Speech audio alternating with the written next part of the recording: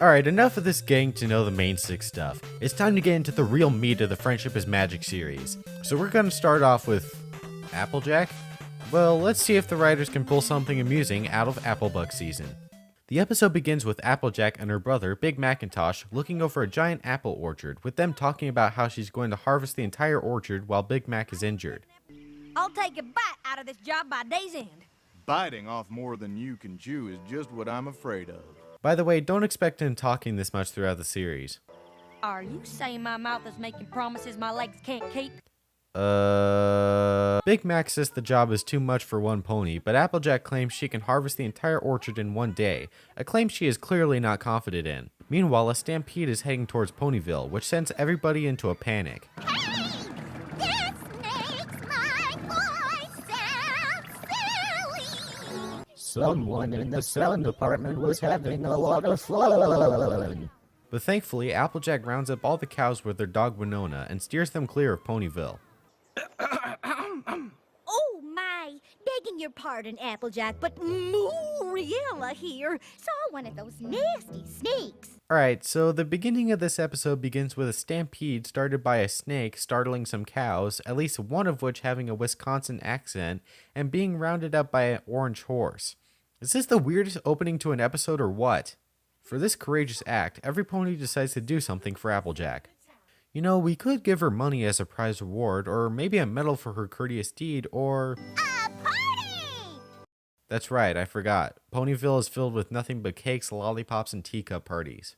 And the ponies mentioned that they haven't seen Applejack for a week since the stampede. Remember this fact. While at the celebration, which seems more like a high school graduation than a party, Twilight tries to give a speech while the main six and even the mayor interrupt her speech. And while this scene is easily the best part of the episode, the crowning moment is Rainbow's scene. This week, she's gonna help me with my new flying trick, and I know it's gonna be so awesome! You can't match these levels of adorable in a normal cartoon, ladies and gentlemen.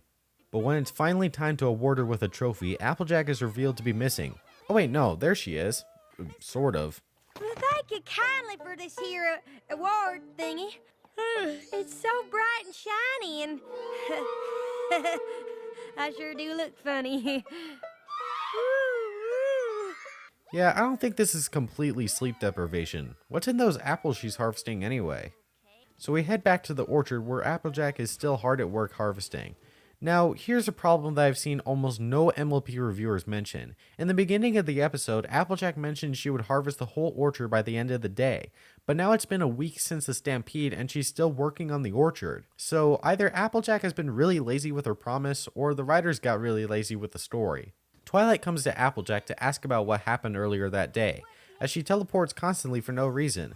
I guess she has ATD, Attention Teleportation Disorder. Applejack then explains how Big Mac hurt himself, which is why she's doing this all on her own.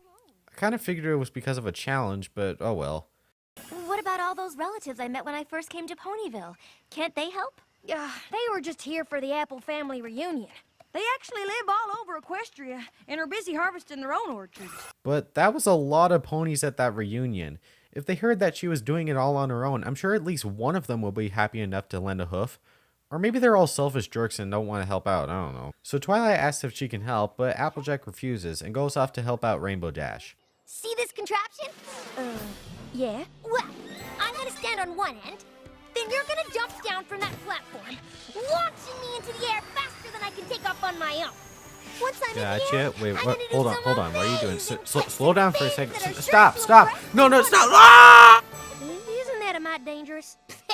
Not for a pony who can fly. Right, because we all know that Pegasi are immune to accidents. Or death. Bam, bam, bam, and concussion. Seriously, how can anyone survive that many bonks to the head? But this time she lands it perfectly. And launches Rainbow onto Twilight's porch. You're welcome. Twilight then heads over to Applejack to talk about the same thing as last time, except Applejack's hearing is going out, which leads to some funny moments. You need to walk to the zoo? Well, who's stopping you? Again, Applejack refuses as she tiredly waddles off to help Pinkie Pie make muffins. We see Applejack mistaking the normal ingredients for completely random ones, like chocolate chips for regular potato chips. Somehow they end up looking like regular muffins, and even crazier, they sell them to the public. Not surprisingly, the Free Muffin Spectaculars end up becoming Free Muffin Disasters. Now isn't that a presentable image for kids? My Little Pony, fun for the whole family. This urges Twilight to, once again, offer to help Applejack, which she rejects again.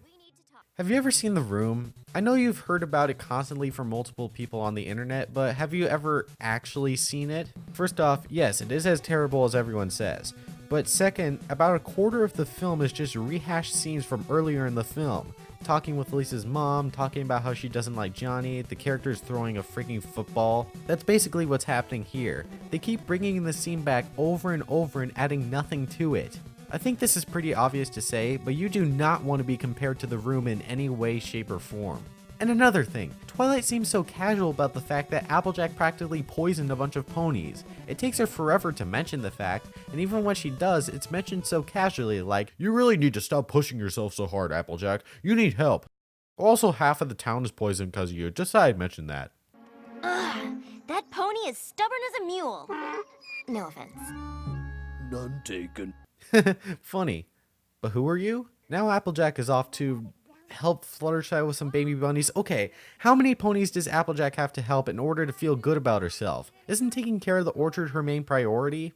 Well, Applejack ends up screwing this up as well by treating all the little bunnies like they're freaking slaves. That's right. Let's go, bunnies. In the center. Hop to it.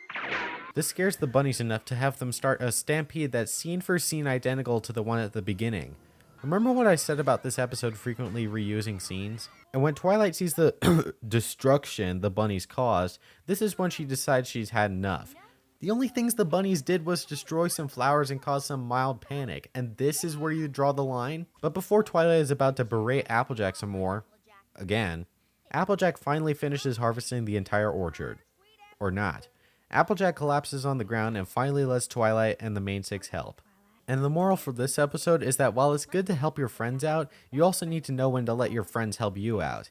And while that moral is okay, it's also very situational. The moral should have a broader meaning that can be applied to more situations than the episode gives us. For example, when you know your friend is having trouble with something, feel free to lend a hand. That lesson can be applied to a lot more situations and can be more useful for children in the long run. And the episode ends with Applejack apologizing and thanking her friends for her help. And I've got the perfect treat. Ew, Spike, I threw those away. Where'd you get them? From the trash. You are a disgusting slob! And that was Applebuck season. To be honest, this was a pretty mixed episode. We definitely got a lot more character development in Applejack, which was great to see, and I loved how they brought in a lot more slapstick humor coming from the sleep deprivation gimmick. The last episodes were definitely more story oriented, but the plot in this episode seemed to be on the back burner as we got some pretty hilarious over the top moments. Except for the hospital scene, that seemed a bit too real to me. But this was also what led to the episode's downfall. The story was put on the back burner, so we saw some plot holes and scenes that were repeated ad nauseum. It felt the story was going nowhere with these scenes. It almost seemed like the writers focused more on the humor aspect and not the story, and didn't find any middle ground. With that said, Applebuck season receives a 5.5 out of 10, gaining an okay rating. For a casual viewer watching this, it's a fun episode with a lot of humor. But for a critical reviewer like myself, it seemed a bit lacking in the story department. This is JoCoBrony, signing off. I love feeling dirty, and I love feeling cheap, and I love it when you hurt me, so drive. Cycles? Get it, Charlie. It's fighting, and it's crashing. It's crashing terrible. Oh, my, get out of the way, please. And all the folks agree that this is terrible. This is one of the worst catastrophes in the world. All the humanity and all the prayers that you're speeding around here.